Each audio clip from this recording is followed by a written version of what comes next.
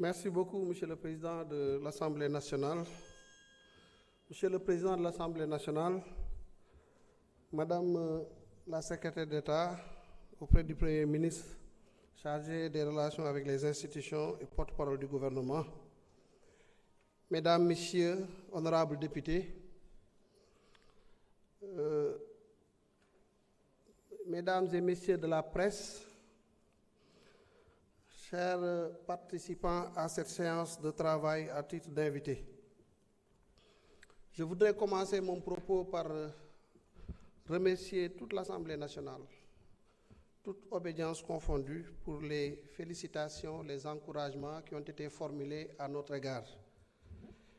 et demander le bon Dieu subhanahu wa ta'ala de nous aider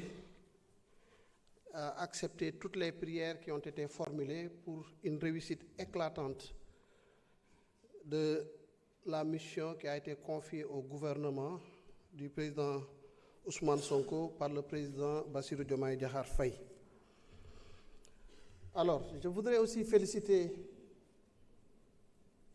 toute l'Assemblée nationale pour la qualité du débat, pour l'intensité des échanges depuis hier en commission et pour la profondeur véritablement des propositions qui ont été formulées. Nous sommes en phase avec, en tout cas, cette réalité qui nous anime, c'est d'être attentif à tout ce qui se dit ici. Parce que nous sommes là au niveau de la représentation nationale. Et je dois saluer la qualité des hommes et des femmes qui la composent. Qualité en termes de réflexion. Et je peux vous assurer que moi, je me suis bonifié. Je me suis bonifié à bien des égards et à chaque fois que je suis venu, j'ai trouvé des idées intéressantes qui nous ont aidés après, avec toutes les équipes, d'améliorer la réflexion et le travail qui se fait au niveau du ministère des Finances et du Budget. Alors, si je suis là, fondamentalement, c'est pour vous présenter 3 projets de loi, comme on l'a dit depuis le début. C'est le projet de loi portant code des investissements, le projet de loi portant modification de certaines dispositions du Code général des impôts et le projet de loi modifiant la loi 2008-46 portant RUTEL, redevance pour l'accès et l'utilisation des services de télécommunication. li ñuy wax dafa am solo te sénégalais lambda bi dafa war a xam bu baax a baax lan moo li nga xamante ni moo ñu guidé. tubaab day wax qui peut le plus peut le moins. nee nañ code des investissements bi ñu bëgg a voté tey dafay ñëw modifier wala même changer le code des investissements bi fi nekkoon en 2004 ñu doxal 20 ans ñu am tout le temps de constater quels sont les manquements yi nga xam ne moom la suñu code bi am. code bi nag permettre nañu ñu def lu bari ñu def ay jéego yu am solo mais après 20 ans quand même bu nekkee contexte bu bees bu amee ay évolution par rapport au cadrage à la politique au nouvel référentiel en matière de politique économique ainsi de suite day laaj ñu méngale code boobu ci non seulement ci réalité yi mais ñu profité yi ci corriger waale manquement yi nga xam ne code bu njëkk bi amoon na ko. ñi fi wax jaar ñëpp daanaka presque tout le monde andi nañu lu justifier lu war a tax ñu améliorer le code des investissements ñëpp, à commencer par Omar Sy, le président Omar Sy qui nous a fait un masterclass avec l'honorable député Saliou Dione ba ci ay dafe mi mujj jël la parole. Mais tous li ñu wax njëriñ la buy wane ne dañu waroon a améliorer code bi. bu dul dara sax li ñu gën a tenir compte des toutes petites entreprises, le seuil là pour pouvoir bénéficier du code des investissements ñu ramené ko ba 15 millions. bu doon loolu kese doy na sëkk waaye yemul foofu du jar may dellu si ce document là qui sera partagé et ça nous prenons l'engagement. On a fait ce petit laïus, on est revenu sur les objectifs de la réforme, sur les améliorations apportées par rapport au code de 2024, sur le rôle renforcé de l'APIX, qui est la porte unique, le guichet unique pour pour les investisseurs bu ñuy au Sénégal, l'élargissement du champ d'application, garantie yi ñu apporter pour la sécurisation du travail, la nouvelle responsabilité sociale de l'investisseur, la dimension environnementale qui a été intégrée, le comité technique de suivi de l'investissement bi honorable député Aïssa Sall doon wax léegi nga xam ne chaque semestre war na produire un rapport sur le degré de respect des obligations par les investisseurs nga xam ne manquement yi daf ñuy permettre ñu corriger et puis sanctionner même s'il le faut. Les sanctions ont été prévues conformément en tout cas aux exigences qui sont demandées et aux avantages qui sont accordés aux investisseurs loolu lépp nag wax dëgg yàlla su fekkee ne dañ ne code bi amu ko woon te bu bees bi am na ko même bu fekkee ne mun nañu wax ne am na yeneen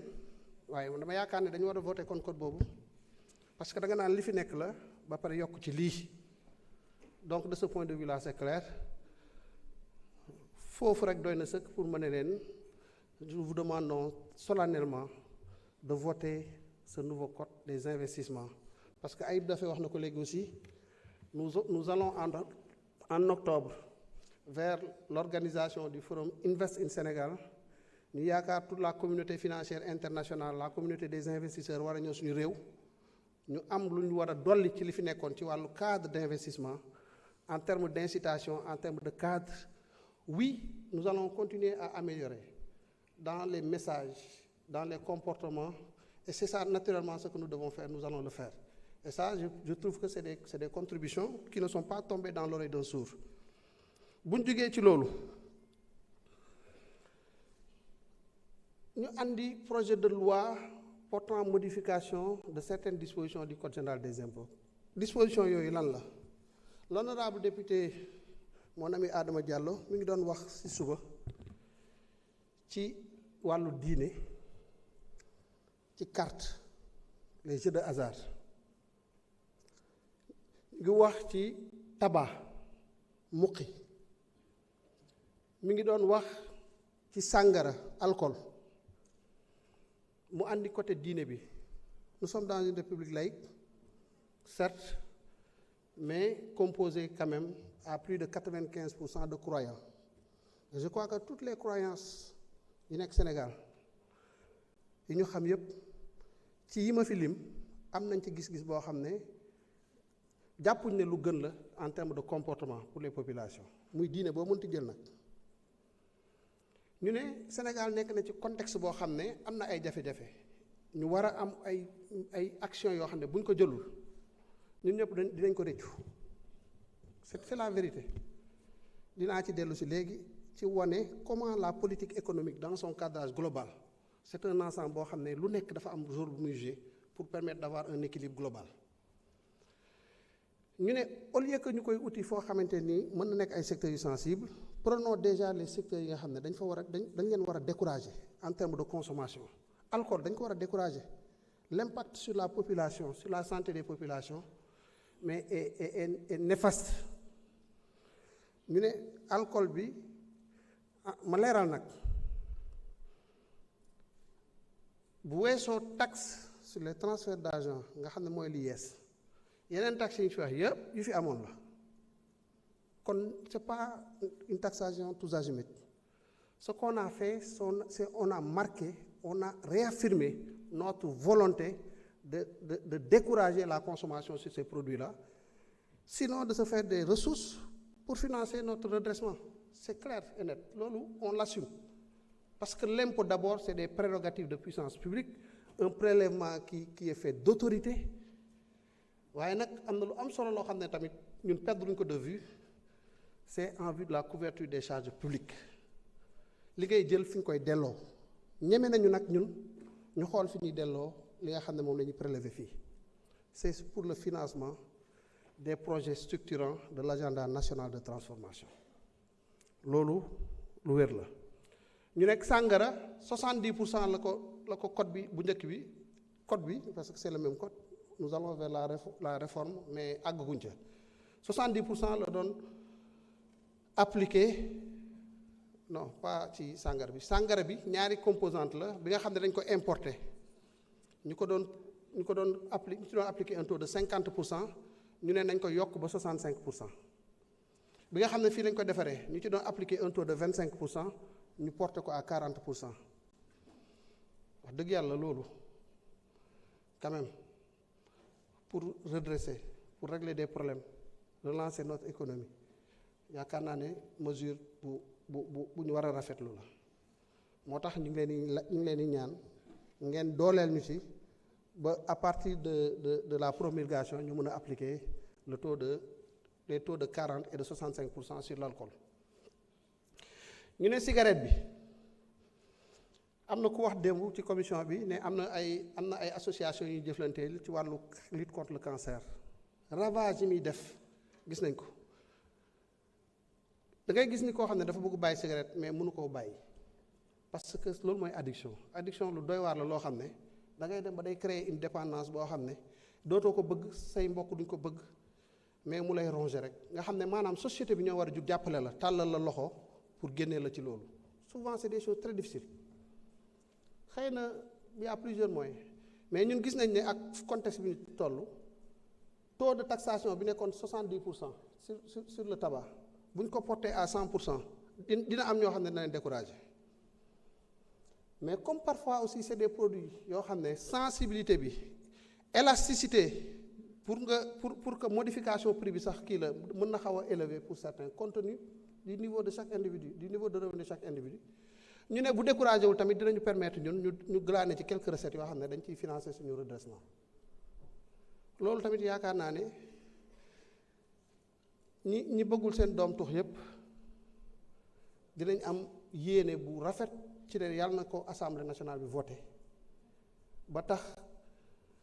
bu njëg li seeree ba ñenn ñi mënuñ koo jënd ñu ne alhamdulilah donte du dañ ko bàyyi seen coobare bopp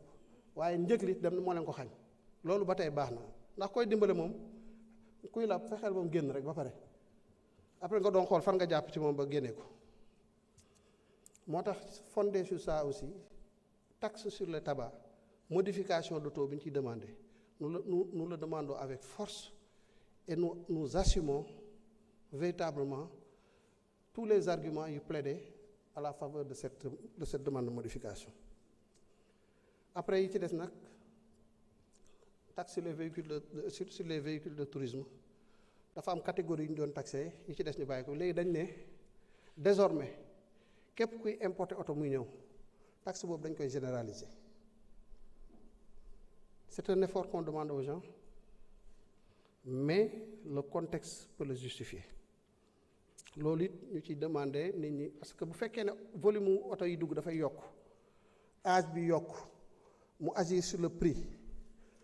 oto yooyu am na effet bu muy dox ci économie bi tamit. Ne nous cachons pas quand même, ne nous voilons pas la face. En termes de volume de véhicules en circulation et donc de pollution naturellement, d'embouteillage qui génère un coût sur l'économie, ainsi de suite, de beaucoup de choses. Bon, dans les taxes boobu aussi, c'est de la responsabilité. L'État a défini, a considéré que lii mën naa cee ut dara pour décourager quelque peu, mais bu décourager wul aussi au moins ça me permettra de glaner quelque chose. Comme je le dis encore pour le redressement. J'insiste sur le redressement parce que maa ngi ciy ñëw léegi. Je pense fondamentalement yi mooy taxes yi mu des nag benn boo xam ne yaakaar naa ne moo gën a waral coow li nag c'est la taxation des transferts d'argent, mobile money. am ñu bëri députés yu bëri y compris des députés de la majorité yu manifester cette inquiétude. C'est légitime, c'est très légitime. Ñun suñu bopp au niveau du ministère des Finances et au niveau du comité qui a travaillé à la primature sur ça, on a posé ces préoccupations. Parce que bu ñu naxante bu ñuy liggéey dañuy jéem a anticiper sur les difficultés, anticiper sur les problèmes, après ñu ne nag léegi problème yooyu yan réponse dañ ciy apporter. lu ci jiitu mooy dañ naan la am na pays yu ko fi defoon échec la ñu ne nañ dem xooli pays yooyu. On a regardé le Mali ci la bokkoon bi ñu xoolee Tanzanie ci la bokkoon bi ñu xoolee Ouganda ci la bokk, Ghana aussi je crois ci la bokkoon. ñu ne ñooñu lan mooy les facteurs qui n'ont pas aidé. liñ ci njëkk a gis mooy le taux de 2%, 1,5%, 1%. ñu ne si nous devons l'implémenter au moins nañu bàyyi xel taux boobu loolu moom moo andi le taux de 0,5% bi ngeen gis ci kii bi mu nekk ñaari composante nag parce que dafa am benn boo xam ne c'est sur le transfert am benn boo xam ne c'est sur les cotes marchands les transferts faits au profit des marchands boobu tamit 5% la. ñu xoolaat ñu gis ne un taux boo koy appliquer rek bu amul kii aussi mun na dem ba am ay montants dissuasifs ñu ne ñun nañu mettre un plafond mooy montant boo xam ne doo ko romb ñu définir un plafond de 2000 francs 2000 francs taxe am na ku fi wax léegi benn député wala ñaar ba ñett ñu joxe explication yu am solo mooy ne nit ñi dañuy fàtte ne kii yónnee 10 000 francs ki nga xam ne dem na ba yërmande may ko mu yónnee moromu sénégalais 10 000 ñun dañoo jàpp ne war nañ ko wax mën na wax ne ko bul fàtte état bi may ko ci fukki dërëm mais kan fii moom moo mën a yónnee 10 000 francs moroomam te amul yónnee état bi fukki dërëm ci 10 000 yooyu quand même c'est extraordinaire il faut que ñu xoolaat loolu te ma wax leen lenn nag le risque c'est sur l'inclusion financière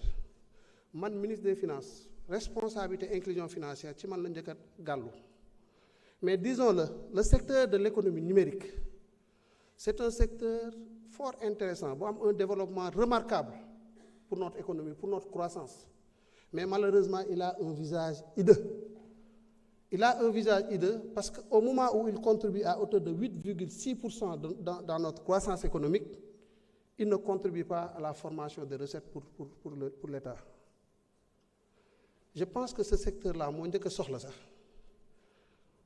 pour ay ras-rasam wàññeeku dañ ñu appliquer ci une fiscalité bien pensée. En tout cas, on essaie de faire de notre mieux pour que cette fiscalité-là sur les transferts d'argent soit le plus responsable possible. Essayer d'anticiper et de tenir compte de tous les manquements qu'on a connus par ailleurs pour que mu jouer le rôle qu'on veut lui faire jouer dans le plan de redressement mooy que ne 10 000 yi fukki dërëm lañ ci laaj sénégalais bi mu nekk ci composante 1 wala composante 2 ñu ne du dépasser 2 000 francs kon boo àggee 400 000 francs leen loo ci teg kenn du ko laal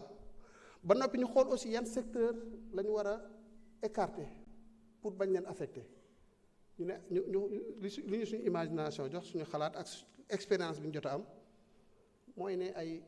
les bourses des étudiants dañ ko génne paiement des salaires ñu génnee ko ainsi de suite am na la liste am ngeen ko ci document yi am ñu ragal ne inclusion financière toujours je disais que c'est notre responsabilité ñu ne donc il faut qu'on prévoie le retour vers le cash ñu ne nañ définir un taux d'imposition de 1% pour décourager le retour vers le cash loolu moo andi taux sur les transactions au cash ñu dolli ci toujours pour des besoins de préserver l'inclusion financière ñu ne pour éviter nit ñi di retirer de petits montants ñu ne ba 20 000 francs dañuy mën nañ ko baale mais au-delà pour ku def retrait au-delà de 20 000 foofu la ñuy commencer taxer ça ne signifie pas que la taxation n'est pas effective pour les 20 000 francs mais dañ ne pour le retrait pour ñuy retirer parce qu'on évite que les gens ñuy dem vers le cash parce que loolu mën na porter une atteinte au principe d'inclusion financière lii moom mooy taxation sur les transferts d'argent je ne pense pas qu'il soit aussi dramatique que les gens essaient de nous le faire croire parce que derrière objectifs yi ñu ko assigné c'est des objectifs très importants très nobles du ma dellu si waat sur la situation bi ñu nekkee on en a suffisamment parlé hier en conseil en commission et je pense que beaucoup de députés aussi sont revenus sur ça wax nañ ci lu bari ba ñuy wax ay quatrième sous-sol ak yooyu yëpp mais loolu kenn waxu pour kii c'est une question de responsabilité situation bu difficile la bu compliqué la léegi nag boo xoolee les différents projets de texte dafa am lien bu ñu am mooy que ne nous sommes en plein dans les politiques économiques politique économique mooy naka la réew di def ci yan xalaat lay jaar ba fexe di suqaliku il faut pas ñuy insulter la réflexion elle est toujours importante li ci théoriciens économistes yi di wax c'est politique budgétaire surtout réew yoo boo xam ne da nga nekk ci zone intégrée sa monnaie sa souveraineté monétaire nga délégué ko ci benn institution comme la Banque centrale dans le cadre de l'Union économique monétaire ouest africaine mu la koy muy gérer loolu bon bien entendu cette gestion-là est organisée par les différentes instances de l'UEMOA loolu c'est clair mais au moins tu renonces à la politique directe à l'instrument direct de monnaie nga am sa politique budgétaire ñaari xaaj la politique fiscale naka ngay yokkee sa impôt parfois naka ngay wàññee sa impôt de façon à atteindre tes objectifs de politique économique mën na nekk des objectifs de croissance mais booy manipuler une politique budgétaire l'impact d'abord c'est sur le déficit budgétaire mooy boo jëlee sa li nga am sa koom-koom say revenus donc say recettes budgétaires ngay comparer ko ak say dépense bi ëpp ko loolu ko dépense bi ëppee mooy déficit nga war ko financer boo ko lëkkalee ak code des investissements ce que nous voulons faire dans le code des investissements da ngeen gis que ne la théorie économique ñu bari dañ ciy wax théorie keynésienne mais il faut ñu domestiquer ko ba ñuy mën a comprendre ban njëriñ lay am mooy ne yi nga xam ne ñoom ñoo téye sa PIB da nga war a fexe mu yokk su yokkee loolu mu ngay am sa croissance économique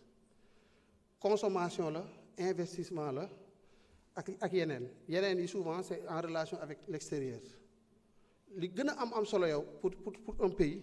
c'est d'abord de gérer par des politiques son investissement naka la ñuy fexe ba suñu investissement yokk am xam lu ñuy wax effet multiplicateur maanaam ci investissement dafa am loo xam ne bu ci yokkoo rek ala kulli xaalin day impacter sa croissance économique loolu bokk na ci li gën a tax ñuy liggéey lii parce que foofu lañ toll nous voulons redresser dañu war a dem et pour ñu def ko il faut ñu def ces choses là ki amul benn pays ci àdduna buy dem te deful liggéey bii nii xalaat yi xool naka laay defee lii ban instrument laay utiliser fii ainsi de suite ci loolu lañ nekk moo tax ñu bëgg cadre bi ñu aménager ko au mieux waxoon naa ko léegi c'est l'effet multiplicateur sur la croissance économique dafa am yeneen affaire yoo xamante nii moom la lëkkalool pour que effet boobu mu mën a nekk effet bu décisif théorie keynésienne yi dafa am critique yooyu nag ñoo lay permettre après pourquoi ñun ñu nekk di kii lii parce que la critique keynésienne principalement 4 niveaux bu njëkk bi dafa ne effet boule de neige am na ñu bëri dañ koy lire effet boule de neige mooy su fekkee ne dama bëgg sama déficit budgétaire su ma ko creuser impact bi muy am ci croissance économique bi mu nekk un impact sûr effectif et réel damay éviter que déficit budgétaire may créer financement bi ma koy régler mu nekk benn emprunt boo xam ne finalement day mujj di servir juste à rembourser la dette ngeen yaakaar ne xawuñ jege situation boobu après avoir frôlé les 118% de taux d'endettement attention au moment où je vous parle à la date du 12 septembre bi ñu xoolee li ñu am ci recette budgétaire ñu xool li ñu fay ci service de la dette nous étions à 83% de représentation le service de la dette mooy bi ma fayee capital bi fay intérêt dette bi ma ko méngalee ak man li nga xam ne mooy sama am téeméer bu nekk juróom-ñetti fukki ak ñett da ngay jàpp ne dafa dem ci fay bor principal fay intérêt soo continuer ci loolu quelle que soit la pertinence de la politique que tu vas mettre en œuvre l'effet boule de neige moo koy annihiler du mujj fenn da ngay dem nii di dem rek tu te rends compte que les choses maa ngi góorgóorlu maa ngi def lii maa ngi def lale mais man gisuma fu affaire bi di jaar parce que da ngaa xamul fooy jëm ak noo fay demee. looloo tax bokk na ci tax ñu ne léegi nañu xool comment assumer, comment rassurer, comment améliorer notre niveau de perception de mobilisation de recettes loolu lu ci am solo la. yamul foofu nag nous sommes en train de réformer le code général des impôts liggéey bi commencé na mi ngi avancé ñu ngi ubbeeku nag te loolu acteurs yëpp mën nañ la ko wax. on a mis en place des comités pour que ku am xalaat nga andi ko ñu discuter ko parce que li ëpp solo pour ñun mooy naka la ñuy def ba améliorer suñu kii bu fekkee man maa am idée bi xayrul bu fekkee Tafsir Coy moo ko am xayrul bu fekkee Mayaba Mbaye moo ko am baax na li ci am solo mooy c'est pour le Sénégal réflexion bi nañ ko andi rek ñi composé comité yi duñu ay dof te ay groupe lañu te les acteurs du système aussi mën nañu waxtaan ak ñoom donc loolu moom moo andi mbir boobu bu loolu weesoo am na yeneen effet l'effet inflationniste l'effet d'éviction ñun ñu ngi dem ci marché yi par exemple l'effet d'éviction ñu ngi dem ci marché yi marché domestique bi di wut xaalis mais xam nañ ne xaalis bi nekk ci marché domestique bi dafa nekku fi rek pour état du Sénégal nekku fi rek pour état Côte d'Ivoire ainsi de suite d'abord il y a une rivalité entre les pays ci comment mobiliser ces ressources mais au-delà acteurs économiques yi nekk ci à l'intérieur de l'économie il faut ñu financer leen les entreprises kon waruñu jël état yi waruñu jël xaalis bi yëpp dem leb ko def ko ci seen i kii bàyyi les entreprises en rade loolu tamit c'est on aurait pu développer davantage sur ces questions-là pour montrer en tout cas le lien fort étroit qui existe entre les différentes actions que nous essayons de mettre en place. Le seul objectif mooy comment redresser la situation. Bon,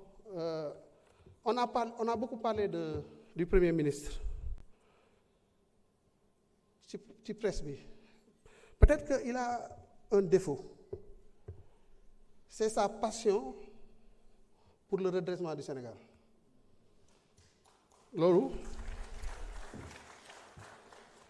Loolu très honnêtement je le lui reconnais et d'ailleurs je l'admire pour ça parce que bu ñuy wax ci yooyu sax même soo d'accord ak moom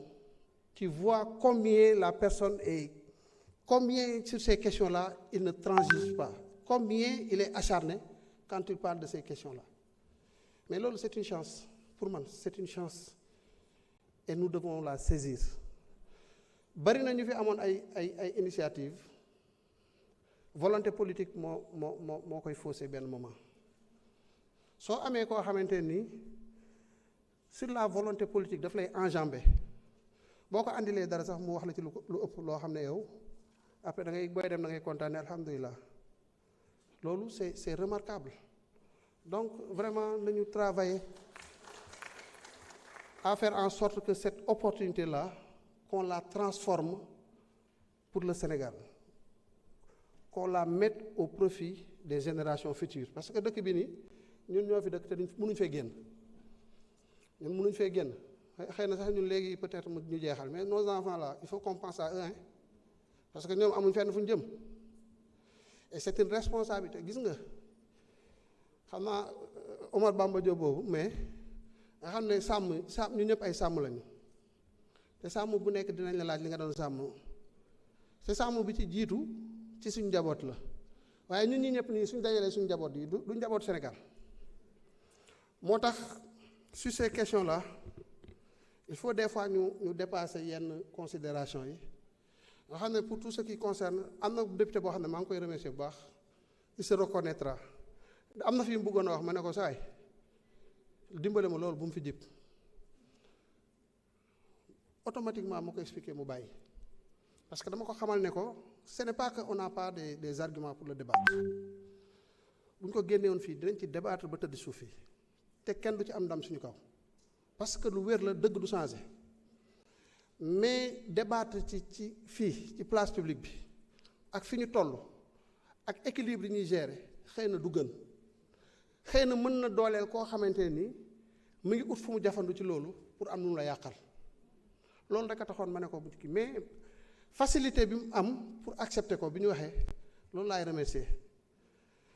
Voilà pour l'essentiel du ma pare nag te wax ma ci Touba ci inondation bi fa am parce que képp kuy sénégalais xam nga ne Touba li fa xew ak yeneen gox nag mais dafa marqué wu accentué wu à Touba ñu war ci jël ay mesures yu am solo yu am doole pour définitivement ñu traverser cette situation là. Honorable Cheikh Thioro wax na ko léegi am na ñeneen ñu ko fi wax fii ma toogee sànq jël naa am na ay yoon ma jël téléphone wuyu. C'est le premier ministre Ousmane Sonko qui m'appelait parce que dafa am liggéey bu ma laaj pour Touba ci budget bi mais mënuma may ma àggale sama assemblée nationale bi parce que chaque instant na la ne sawaay liggéey bi fu mu toll le directeur général du budget ne me démentira pas boobu ba léegi mi ngi ci liggéey di ngeen ko gis sax mu génn mais ci loolu la dañ nekk di xool par rapport au budget comment réorienter certaines choses moins utiles. Tout est utile, mais moins utile pour prendre en charge ces difficultés et ces Sénégalais qui sont dans les difficultés. Et c'est ça le travail. Alors, ci taxe parafiscale yi ci taxe yeneen yi ñu fi wax am na ñu xalal bu baax man de jamono ji ku ma utal recette ma jël te maa ngi ci contexte réforme code général des impôts député yi ñoo wax nañu taxer les bouillons fekkoon ngeen ñun ci nag. xam naa ne gars yi wax nañ ko ñun moom ñu mën a taxé lañu juuti yi boo jàngee taxé di nga xam ne am na yoo xam ne moom waroo ko mën a bàyyi noonu bouillon yi baaxul ci population Sénégal yàq rek lay def ñu ngi koy taxé am na un taux de 15% plus la TVA le directeur général des impôts et ses équipes vont voir est-ce que amul leneen lu ñu ci mën a grignoter en respectant par contre li ñu honorable ay saltal doon wax. Nous sommes membres de cadre communautaire am nañ fa ay exigences il faut ñu respecter ko kon lépp lu ñuy def effectivement war nañ fexe tamit ba du ñu violer les textes qui nous encadrent de ce point de vue là. Les taxes sur les produits cosmétiques wax nañ ci ba wax dépigmentation les produits dépigmentants sur les produits cosmétiques yëpp ñun ñu ngi doon taxé 10% ak TVA.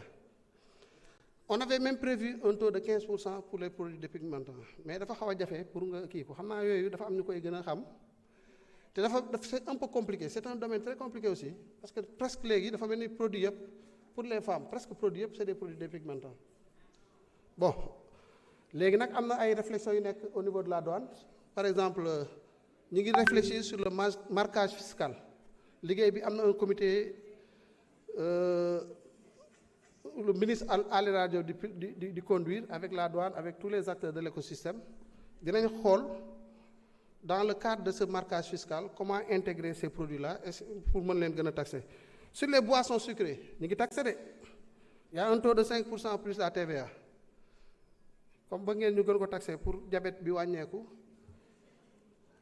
xëy na c'est une bonne idée parce que c'est une maladie qui est devenue très truc. ma nekk directeur de la programmation budgétaire dama doon fàttaliku amoon na benn agent bu nekkoon PNA presque chaque vendredi lay bañ il t'appelle pour te dire que tel produit buñ ci taxawul dañ ci am problème su ko defee ngay kii diabète da ci produit yi nekk diabète da ci daan bari lu muy ñëw avec d'autres donc ainsi de suite c'est pour dire que effectivement c'est des mesures aussi yoo xam ne war nañ ko bàyyi xel bari na lu ñu mën a wax mais jeexal nañ temps bi ensuite li ñu waroon wax lu ci bari député yi wax nañ ko dëgg-dëgg fii gisuma fii divergence fondamentalement il n'y a que de la convergence sur tous les points nag par contre il y a eu juste benn moment un jeu politique qu'il fallait peut-être honorer un parti qu'il fallait prendre et je respecte cela. Mais je sais que vous êtes de tout cœur avec ce que nous sommes en train de faire et c'est le plus important. Je vous remercie. Jërëjëf